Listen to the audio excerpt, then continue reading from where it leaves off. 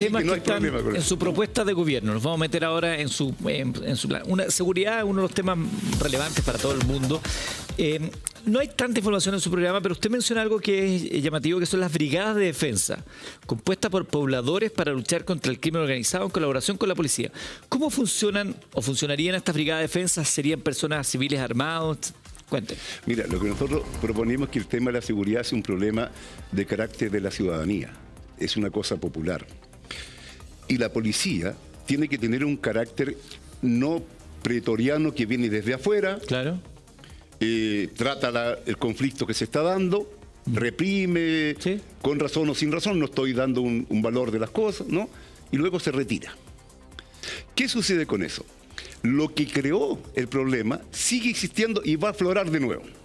Entonces, necesariamente, tiene que haber una organización poblacional, por eso nosotros pensamos que las organizaciones territoriales, las organizaciones, las uniones comunales, ya inclusive las juntas de vecinos, deben de jugar un papel, y ahí la policía debe estar permanentemente trabajando con ellos, ¿no? Ahora, llámale brigada, llámale no sé qué, pero tiene que estar unido, porque si no está unido, ya simplemente vamos a ir siempre a tratar el problema desde afuera. ¿No serían brigadas activas operativas? ¿No andarían armados? Mira, yo no sé la realidad en la que cambian las cosas. ¿Pero cuál es la propuesta suya? No, pues yo te estoy diciendo las cosas como son dinámicas, yo las veo en forma dialéctica. Yo jamás veré una cosa en una sola fotografía, porque ahí quedamos en el peor de los mundos. No me refiero a eso, ¿ya?, profesor. Pero le digo, en su programa de gobierno está esto. Entonces, sí. ¿Cómo funcionaría si usted hoy día es presidente? Bueno, hoy día yo creo que no serían armadas, no. ¿Te fijas? Pero bueno, si cambia la realidad y vamos en el peor de los mundos, el pueblo también tendrá que ver la manera. Pero eso dentro de una institucionalidad. No te estoy hablando al margen de aquello, como grupos hechos al margen de la ley. Te estoy diciendo un nuevo tipo de policía, ¿no? Un nuevo tipo inclusive de ejército, una nueva relación con la ciudadanía. Estamos hablando de eso. Porque la seguridad es... ¿Cuál sería su diferencia o la forma, la estrategia en que usted enfrentaría el problema de seguridad en Chile? ¿La diferencia con quién? ¿Por lo que se está haciendo hasta el momento? La que te acabo de decir, que la participación activa de la sociedad. Pero además, el tema de seguridad... Pero vía estas brigadas que entendemos... Vía la brigada... Y hay una cosa que me llama la atención. Usted dice, Fuerzas Armadas y Fuerzas de Orden deben participar abiertamente en la política. Pero evidente, si participan, pues. Es decir, aquí hay las Fuerzas Armadas no son deliberativas. Participan. Y usted, bueno, donde participaron harto fue en la dictadura de Pinochet. Y siguen participando. ¿O tú crees que los generales, los almirantes, los oficiales, inclusive la gente de tropa, no tienen opinión política? Votan incluso. No, tienen derecho a voto. Pero tienen opinión. Pues. Ya, pero tienen opinión, tienen derecho a voto, pero no son incumbentes. Tienen que someterse al poder político. Bueno, mientras tanto estén de acuerdo... Deben participar abiertamente en política. A uno le puede sonar parecido a... que los militares, por ejemplo, puedan gobernar, que tengan el poder. ¿No se parece a eso? A ver, yo creo que los militares gobiernan en el sentido del Estado. El pilar fundamental del Estado, de un Estado con estas características, capitalista, burgués, son las Fuerzas Armadas. Las Fuerzas Armadas siempre van a estar al lado, ¿no?, del orden establecido, que es un orden en beneficio de los industriales y de los grandes monopolios, incluso del imperialismo. 2019, con el estallido social o levantamiento, las Fuerzas Armadas, de acuerdo a la legislación que existe, que está para eso, salió ahí. Cuando hay una huelga, hoy día están los portuarios en Valparaíso, ¿no es cierto? A ver, ¿la policía marítima se pone al lado de los portuarios o al lado de qué? La policía carabinero tiene una opción política, porque el Estado, estimado, el Estado no es neutral. Pero eso está dado por la administración del Estado. Pero por eso es que el Estado no es neutral. Yo me recuerdo... Pero déjeme... Mira, para terminar la idea... Marinos, militares, podrían ser ministros, subsecretarios del gobierno. Pero claro, incluso aún más nosotros pensamos que las Fuerzas Armadas tienen que participar activamente en la vida deportiva, cultural, ¿no?, en la vida productiva. deben de estar Pero no hoy se día parece trabajando, lo que decía porque las Fuerzas Monse, Armadas se sirven para no se parece a lo que desfilar hizo- el 19 ¿No se parece a lo que hacía la de septiembre. dictadura, ¿Ah? profesor? ¿No se parece a lo que hacía la dictadura, que en el fondo era una Pero cívico-militar? ahí estaba muy sincero todo el sistema. ¿ya? O sea, Ellos claro, estaban sinceramente ellos gobernaban, participando. ¿ya? ¿Tú crees? Es decir, usted va a sincerar Pero si todo el sistema. el Poder Judicial, todo debe ser sincero. Pero- ¿Por qué pero tiene que tener sincerar un velo significa- de neutralidad? Pero sincerar significa, de alguna manera, militarizar el poder civil, porque usted dice No, que en el no, fondo eso es no. mentira, que es el poder civil nomás. No, por eso hay que porque sincerar el poder en sí tiene distintas bajadas o derivadas. No es una sola, Montserrat. Ya, pero Sí. solo cortito, porque usted Ya. puso el ejemplo de los portuarios Ajá. y de la Policía Marítima o Carabineros. En su esquema debiera ser que Carabineros estuviera de alguna manera del lado de los que protestan, del lado de los que en este caso tiran o ponen una barricada. En mi esquema, nunca un militar o un policía va a disparar una manifestación. Nunca. Así de simple. Porque se obedece, ellos se deben al pueblo, nosotros lo financiamos, le pagamos desde el uniforme a la comida y las armas que usan, que le colocamos, no deben ser usadas contra el pueblo. En eso no tengas ninguna duda. Usted plantea también que hay que desarrollar una industria nacional de armamentos. Así es. Porque tenemos una industria en Chile de armamentos. ¿Cómo se potencia eso?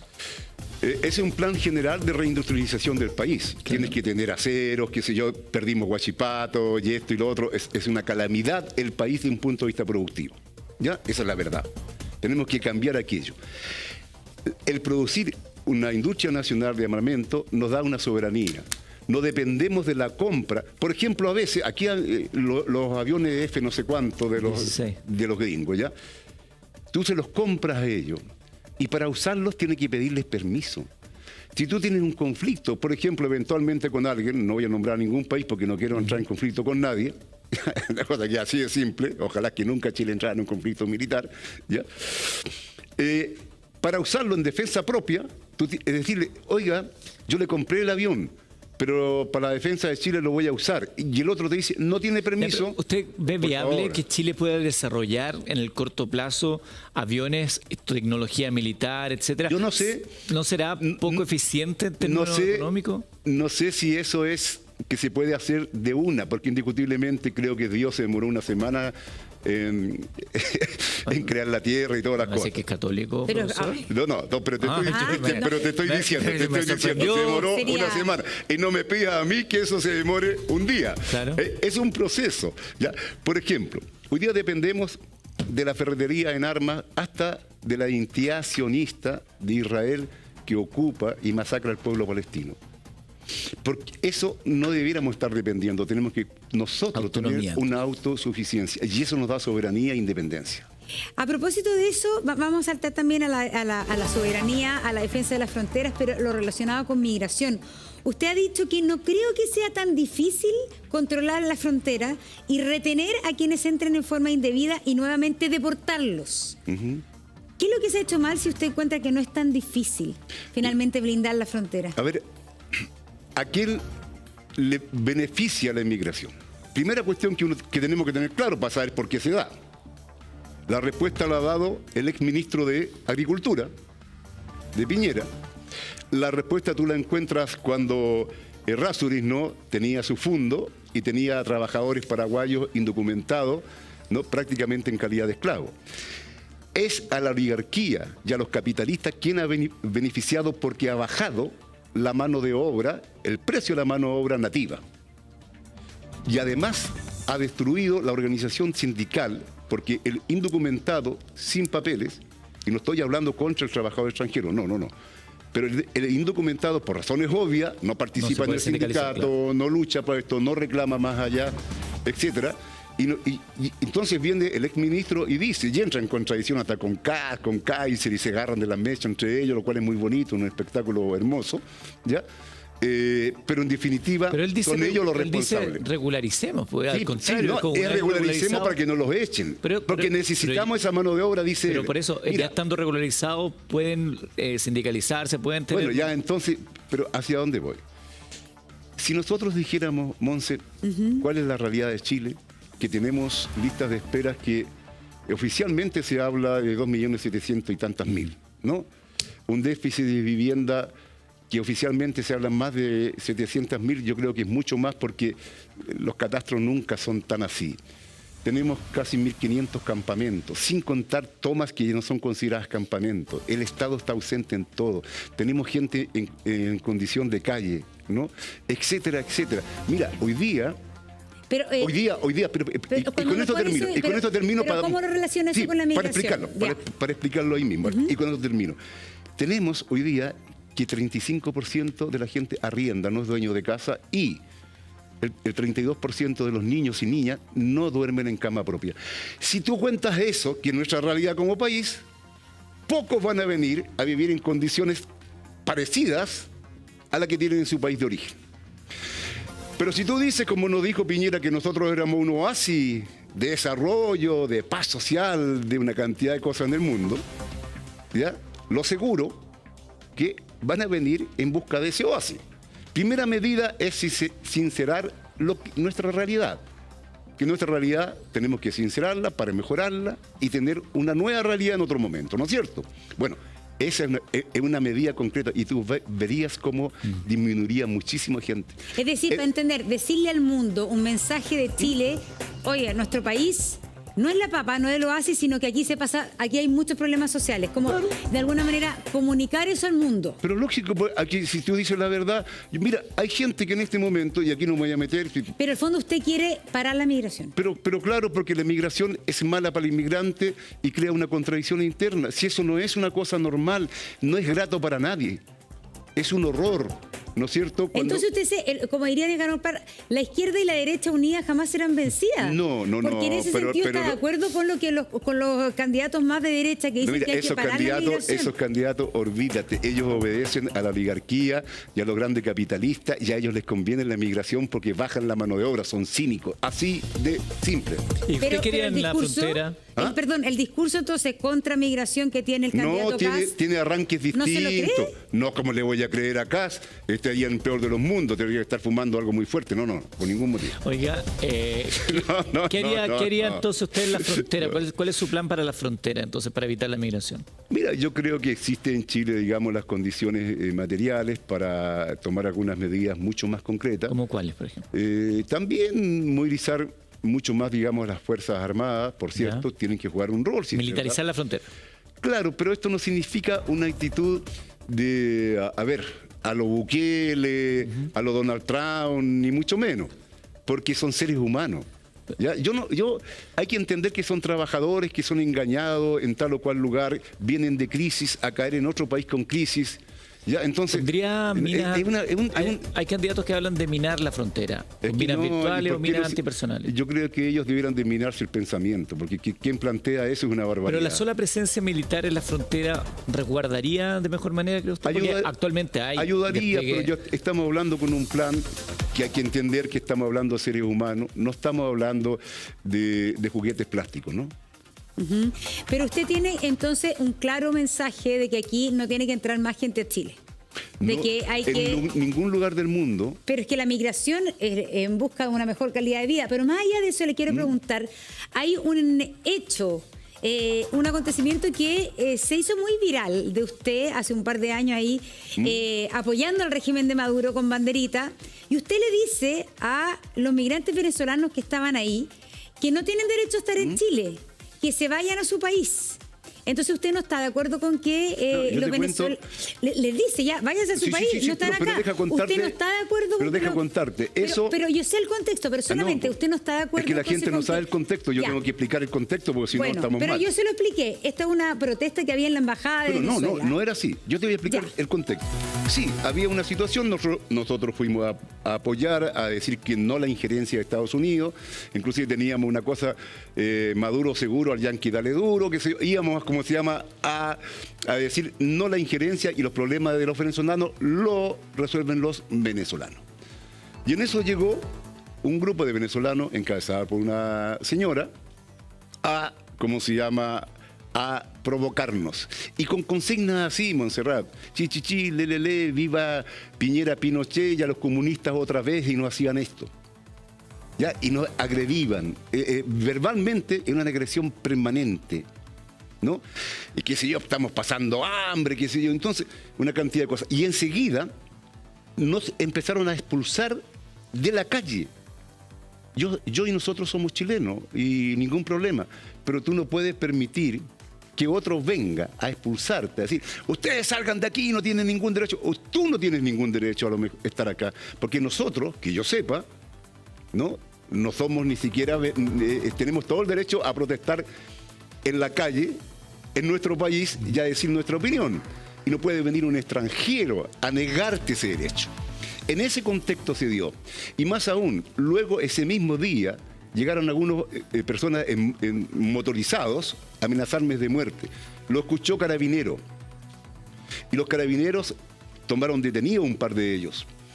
Y enseguida Carabinero me dijo, y usted no va a hacer nada. Haga la demanda. Hicimos la demanda. ¿Ya? Y condenaron a uno de los venezolanos, a una cosa media simbólica, pero al fin y al cabo una condena, a estar no sé qué cantidad, 2 o 3 años, no me acuerdo qué, a no sé cuántos metros de distancia de mí. Bueno, esa fue la cosa. Candidato. O sea, te fijas, ese fue el contexto, porque o si no, sí. Déjeme llega la caricatura nomás. Sobre su propuesta de gobierno que está en la página web, la pueden revisar, que tiene que ver con cárcel y sistema penitenciario. Hay algo que llama la atención. Antes de eso, usted está a favor de la pena de muerte, ¿cierto? ¿Sí? Deja explicarte un poquito. Que me quedo mirando con cara de... Es que deja explicarte porque, nuevamente, el contexto. Sí, pues no, por eso le quería preguntar, ¿cuáles serán los casos en que se podría aplicar esta medida? Nosotros hablamos de un gobierno patriótico popular y la primera medida, una de las primeras medidas es cambiar la institucionalidad. Indiscutiblemente que nosotros estamos por una nueva democracia. Esta democracia no da el ancho para los cambios que queremos llevar. Ya le quiero preguntar eso de la democracia. Entonces, no da el ancho, ¿a dónde vamos? Pero ¿A dónde vamos? De pena de muerte. Para ahí voy. A una asamblea constituyente, que aquí no ha existido, ¿no? Porque los que hubieron no fueron asambleas constituyentes, ya fueron otra cosa. Desde ahí se debe discutir incluso el tema de la pena de muerte.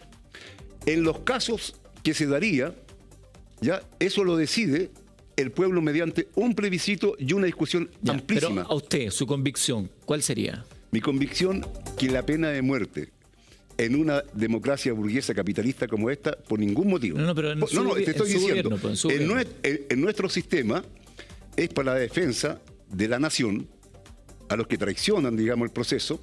Segundo, pero claro, te estoy diciendo aquello que... Punto por punto. Los que traicionan el proceso, o sea, alguien que puede ser disidente a su proceso podría ir a la pena de muerte. Todo el mundo tendrá derecho a hacer todo lo disidente. ¿Ya? Pero aquel que se pone al servicio de una potencia extranjera, como hubo en 1973, y tú lo sabes perfectamente, que recibieron grandes cantidades de dólares, sí, inclusive la prensa aquí, como el Mercurio recibió dinero de la CIA. Esas personas podrían, o sea, el director del Mercurio, por ejemplo, el director del Mercurio era un hombre antipatriota que estaba vendiendo al país a una potencia extranjera. No lo pretendo entendámoslo. No, profesor, sí, eso no lo voy a poner en discusión. Hay antecedentes que señalan la injerencia de la CIA en aquellos años. Correcto. Pero para poner ejemplo, si usted hubiera estado gobernando, una persona como el director del Mercurio, el propietario del Mercurio, podría ser condenado a pena de muerte por haberse puesto a servicio de una potencia extranjera. Probablemente en mérito a la realidad que yo en este momento no tengo todos los antecedentes, porque no es una cuestión antojadiza y llegar y decir. Quizás sean muy pocos casos, pero, por ejemplo, a la delincuencia común... Narcotraficantes, violadores. Ahora, a los grandes narcotraficantes, porque aquí... Y tú lo sabes, miran las poblaciones, pensando yo, qué sé yo, en distintas poblaciones del país que uno anda, el drama de la droga es una brutalidad, como se asesina a la juventud con aquello. Y hay grandes narcotraficantes. Los líderes de carteles. Claro, que están ellos deben de pagar en mérito al daño que hacen. Y habrá que analizarlo, si no se trata, no van a quedar sin defensa, ni va a ser una cosa sumaria. Es el argumento de Donald Trump con Maduro, es el argumento de Donald Trump con Maduro, que dice que Maduro es el líder del cartel de los soles. Mira, a ver, el tema del narcotráfico en América Latina tiene el mismo papel que ISIS o el Daesh en Asia Occidental, mal llamado por algunos periodistas Medio Oriente, ¿ya? Porque el Medio Oriente está bien. Si estás ubicado en Europa, puedes hablar del Medio Oriente. Estamos ubicados acá. Entonces, eso es Asia Occidental. Y el Daesh, o el ISIS, desestabilizó toda la zona. Aquí el narcotráfico desestabiliza todo en beneficio de qué? En beneficio de la injerencia norteamericana, inclusive con tropas. Lo está pasando en Ecuador, está pasando en Perú, inclusive ahora Argentina acaba de aprobar, como se llama, un decreto que se le permite a las tropas norteamericanas ingresar cuando se les antoje. Ese es un temazo, ¿te fijas? Y claro, se usa, tú estés de acuerdo o no, con el gobierno de Nicolás Maduro. Uno puede estar de acuerdo o no, pero se usa aquello para justificar la injerencia en los asuntos internos de nuestro país. Perfecto. Y eso por ningún motivo. Quiero preguntarle, todos los candidatos presidenciales proponen aquí más construcción de cárceles, porque el hacinamiento que está viviendo Chile es inédito. 142% finalmente de sobrepoblación. ¿Cómo va a solucionar usted el hacinamiento carcelario actual? ¿Qué haría? Mira, Monse, mira, tenemos nosotros una situación muy compleja y mucha delincuencia, es verdad. Hay que atacar eso en lo que hoy día existe. Está, ¿no? Uno no puede mirar para el lado y decir, no existe. A ver, yo soy profe y te voy a poner un ejemplo. Yo me recuerdo que un día un cabro chico toma la almohadilla, ¡pum!, quiebra un vidrio en la sala. ¿Ya? Y llega el director y dice, hay que expulsarlo. Entonces yo le dije, claro, expúlsalo, ni un problema, pero ten la seguridad que en mi sala otro va a asumir el papel de él. Porque lo que sucedió se deben a otras causas. Entonces tienes que ir a la causa. Hay que tomar el caso concreto de quién rompió el vidrio y todo, ¿no? Pero el problema no es más balazos, más cárceles, más esto. Sí, en algún momento tienes que tomar medidas muy radicales y duras, y estoy de acuerdo. Sin embargo, el tema es que tienes que basalmente, y por eso que nosotros hablamos de reindustrializar el país, trabajo digno, que los jóvenes, mira, hoy día tenemos, ¿cuánto? 1.382.000 estudiantes universitarios. La mayoría de los estudiantes universitarios que sale de sus pegas, o sea, que sale de su carrera, perdón, no encuentran pega. Y estamos hablando de estudiantes universitarios. Imagínate con la población popular juvenil. Ya, cuando tú miras y dices, a ver, tal persona... Entonces, no más cárceles. No, sí, probablemente sean necesarias cárceles, pero con un sentido también distinto. Hoy día las cárceles, ¿qué son? Concesionadas. Es un negocio para el carcelero. El carcelero, entre más preso hay, más lucas gana, porque tiene ¿cómo se llama? Eso lo decide el Poder Judicial, lo decide. Pero no importa quién lo decida, pero el Estado. ¿Te fijas? Y punto. No. Profesor, usted plantea en el ámbito de economía, el rol del Estado, algo que en algún minuto lo esgrimió la candidata Jara, pero después en el programa de gobierno no está. Usted plantea la nacionalización de sectores estratégicos: minería, energía, banca, comunicación, alimentación, transporte. Esto considerando esta búsqueda que tiene usted de ser un país autónomo. Ahora, expropiar todo esto, que me imagino que puede ser paulatino, tiene un costo, ¿no? Sí. ¿Están dispuestos a asumir los altos costos o está en el plan de, no, ya ganamos suficiente, no se paga nada? No, mira, hay que hacer un estudio indiscutiblemente acabado cada caso. Compañero Salvador Allende hizo un estudio y llegaron a la conclusión que más bien las empresas debían, en vez que, como se llama, que el Estado deberles a ellas, ¿no? Pero, por ejemplo, minero, en este momento, minería, que es clave. En este momento, minería. El 8% del cobre es refinado en Chile. Nuestro cobre. Y países como Alemania, que no producen cobre. Japón, China, que produce poco cobre. ¿Ya? Ellos refinan y venden el cobre refinado, inclusive elaborado. Claro. Ya, primera medida... Pero expropiaría los capitales extranjeros. Hacia allá voy. No es nuevamente, te puse el ejemplo de la semana, cuánto se demoró Dios. Esto no es un tema, es un proceso. Supuesto, es un proceso. ¿No es cierto? Por ejemplo, hoy día, es que la primera medida que tomaríamos nosotros entrando... Esto es demasiado caro. Es que mira, entrando, pondríamos en cada uno de los 5 puertos que tiene Chile, donde sale qué sé yo, el concentrado, la tierra en el fondo, ¿no? Pondríamos un equipo, una institución, un departamento de análisis de lo que está saliendo. ¿Sabe cuánto cuesta eso? Según algunos expertos, ¿no?, que trabajan el tema del cobre, $60.000. ¿Ya?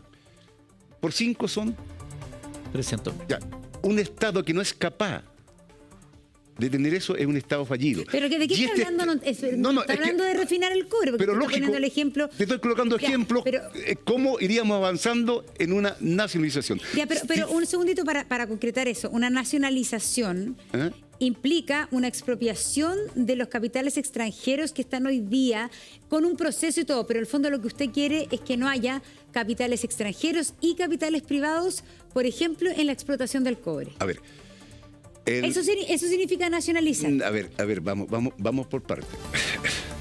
Nosotros estamos por recuperar la propiedad del cobre, porque el cobre es chileno, el litio es chileno. Hay que recuperar su gestión, su industrialización, su extracción, todo eso. Ese es un proceso. Y una de las cosas que estaba planteando, la necesidad de que exista estos laboratorios, ¿no? Que te pueda decir, usted está llevando oro, está llevando, en fin, una cantidad, tierras raras, etcétera, y nos está robando eso.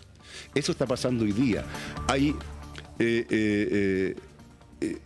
Piensa que no hay control fronterizo. No hay un control, por ejemplo, aduanero. Pero eso es distinto. No, a lo es que espérate, es que es un Lo que le proceso. estamos preguntando es el proceso que puede hacia ser allá voy. legítimo. A lo mejor, Entonces, como soy profesor, trato de explicarte pero el fondo- desde ahí para allá. Pero Ahora voy a ir a lo ya, concreto. lo Ahora voy a ir a lo concreto es que concreto. usted quiere devolver finalmente que el cobre sea... Absolutamente. Entonces, eso implica un proceso de nacionalización como lo Absolutamente. empezaron antiguamente, como lo Sí, sí. concluyó Allende, pero que empezó antes. Sí. Pero en el ¿Cómo fondo se hace eso entonces? expropiaría paulatinamente capitales privados que explotan y el cobre. fundamentalmente con la movilización de la gente, porque para eso hay que tener una espalda muy fuerte.